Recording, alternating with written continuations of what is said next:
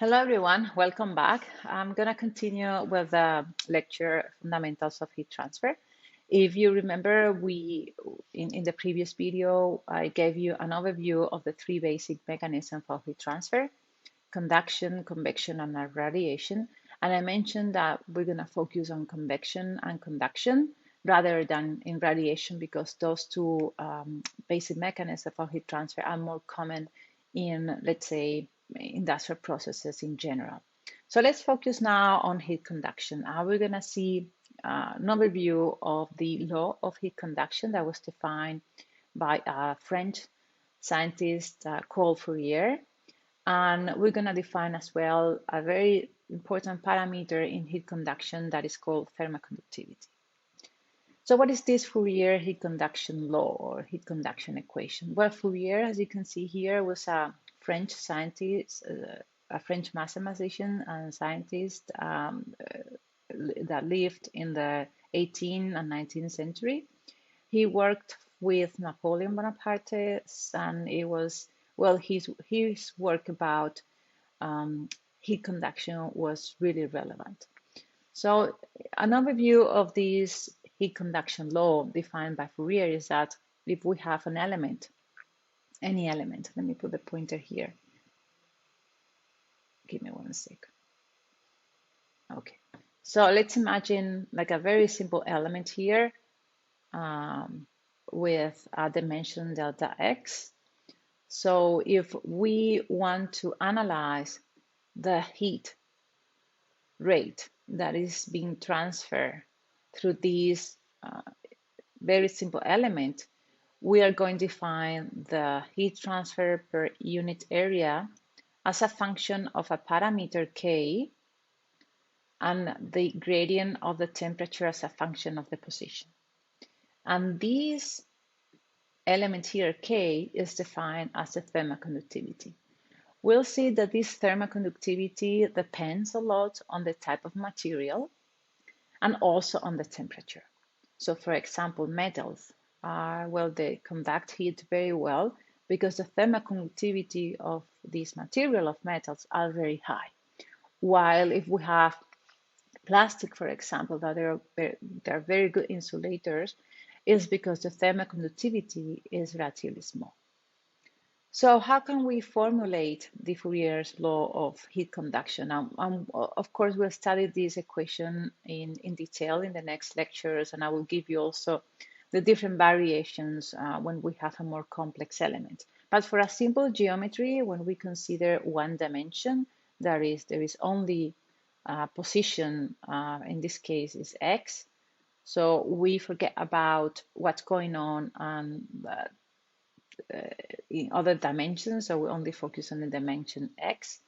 So what we have is that the heat that is being transferred in per area is equal to the thermoconductivity dt, that's the variation of the temperature, with the position. So here, as I mentioned, K is the thermoconductivity and Q is the heat transfer in the direction of X if we consider only one dimension. A is the cross-sectional area, normal to direction of the flow of the heat. And this is very important. We're going to see when we study convection that this area is the surface area, but in the case of conduction, this area is the cross-sectional area normal to the direction of the flow. So let's imagine that if you want to see, if you want to do the analysis over the conduction through this can, and if the heat is going to this direction, the cross-sectional area will be just this rectangle here, okay? While if we are talking about convection in the next lecture, when we study the area, we will have to consider the surface area. Okay, we'll do a few examples about that, and hopefully it will be clear for you then. X is the position, and T is the temperature. I mentioned that the values of the thermoconductivity, of course, will impact the heat transfer and the amount of heat that is being transferred from one point to another. And here you have just a snapshot of different materials, how well or how bad they transfer heat.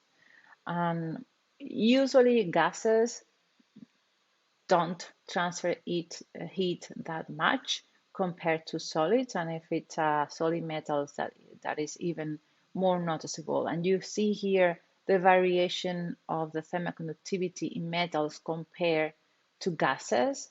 So just by taking a look to the thermoconductivity, we can see which material will transfer heat better than others. Okay. Okay, so how this thermoconductivity works, or what's the difference between, for example, a non-metal solid compared to metal solids?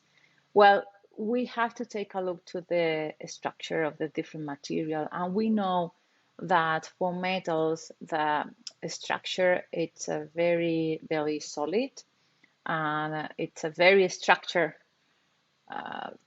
set of different atoms, and most of the heat is transferred through kinetic energy exchange between the free electrons.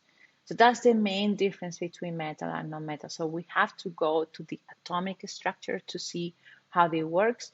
And in the case of metal, as I mentioned, it's easier for the metal to transfer heat because there are a lot of free electrons in these materials compared to other non-metal materials. I'm not going to go into details about this, just to give you a brief overview why this happens. You'll see in your textbook that there are different graphs like this one, where you can see the thermoconductivity in different elements. And as a function of the temperature, I mentioned that the thermoconductivity K is a function of the type of material and a function of the temperature. Usually in this course, we're gonna apply some of the tables. So you're gonna see, let me show you in the appendix of your textbook, you will see in appendix H, I believe, that there are different values, physical properties of solids in appendix H. So you see in this table here that there is a column that is called K. This is the thermoconductivity. So you're going to be able to, depending on the type of material, you're going to be able to see what's the value of the thermoconductivity. But if you don't have a table like this, you will find some graphs like this one in the literature. This is for the case of solids. We also have similar graphs in the case of gases and liquids. Okay. In general, if you don't know exactly the value of the thermal conductivity as a function of the temperature, we can make an estimation, and we can say that for the case of gases, the thermal conductivity K is a function of the temperature raised to 0.5, while in the case of a liquid, the thermal conductivity is directly proportional to the temperature. Okay. Okay, so in the case of gases, as I mentioned, the higher the temperature leads to a higher conductivity, and that happens with every type of material, not only in the case of gases.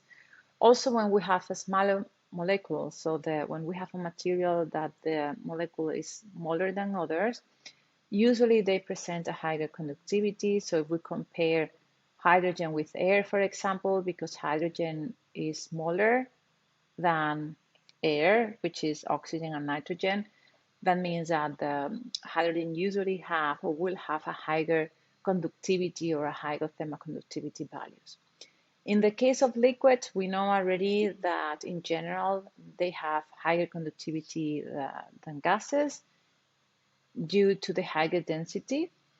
And usually what we have here is that thermoconductivity is directly proportional to the temperature.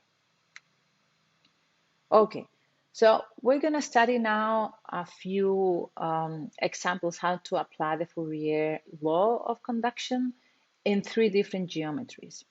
We're going to study the conduction in a flat slab, in a cylinder, and in a sphere. So the geometry is also important, as we're going to see.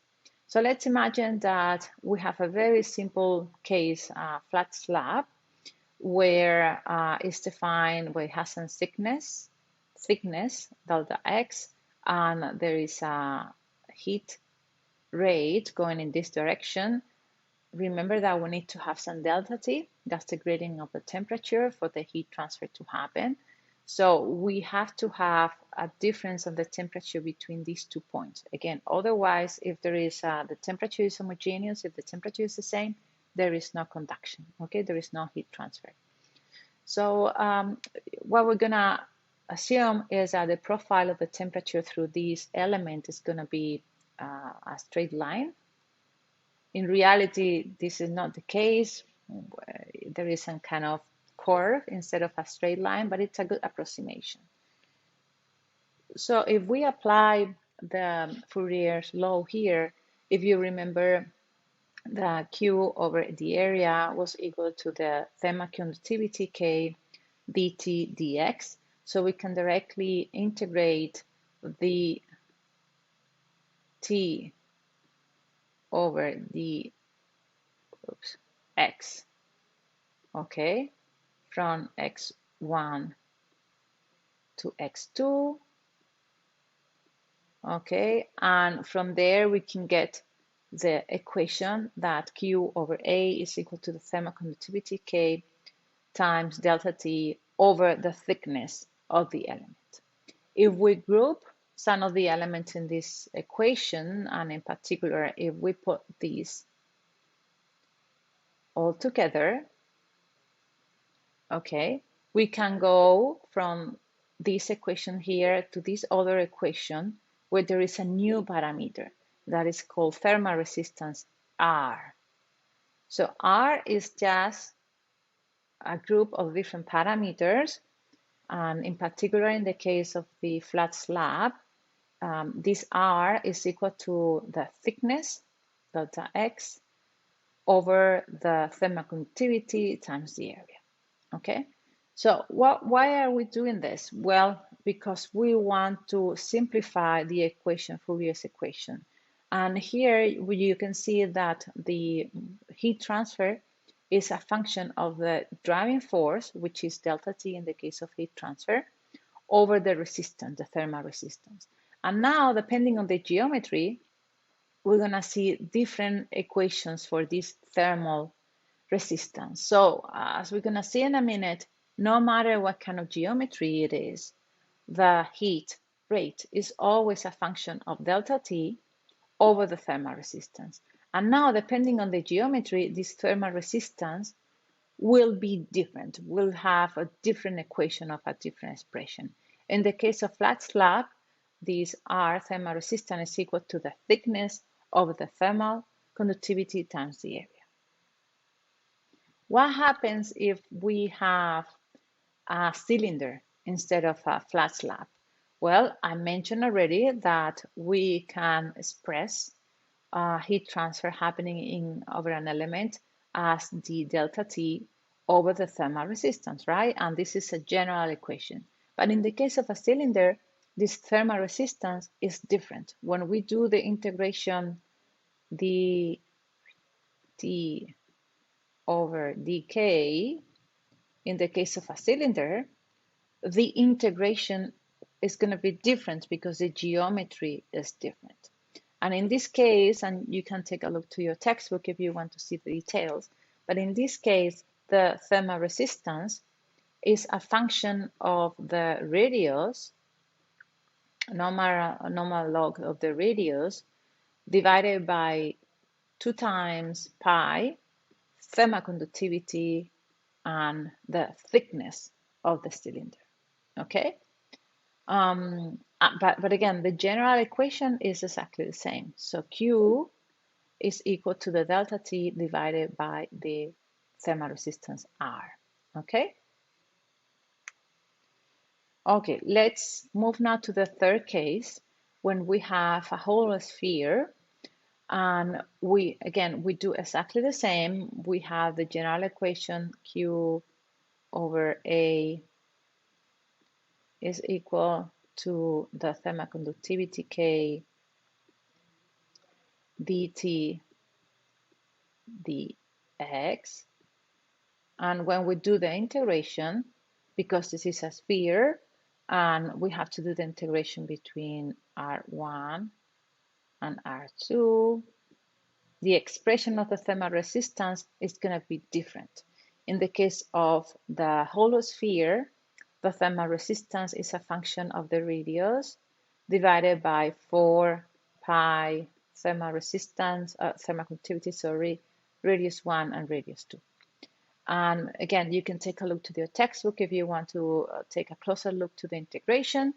And we define this area in between. I mean, if you want to, again, to take a closer look, I don't want to spend a lot of time with this, but the main point here is that we are going to use the same general expression for the heat, and depending on the geometry, either if we have a flat slab or a cylinder of a sphere, we have to consider different values of the thermal resistance. Okay, so it's important that when you are solving a problem with heat transfer that you carefully identify the geometry, because the resistance expression will be different. And it's very common mistake to, when you have a sphere or when you have a cylinder, to use these R as defined as the flat slab, and that will be a mistake. Okay, you need to first identify very well the geometry and then apply the equation.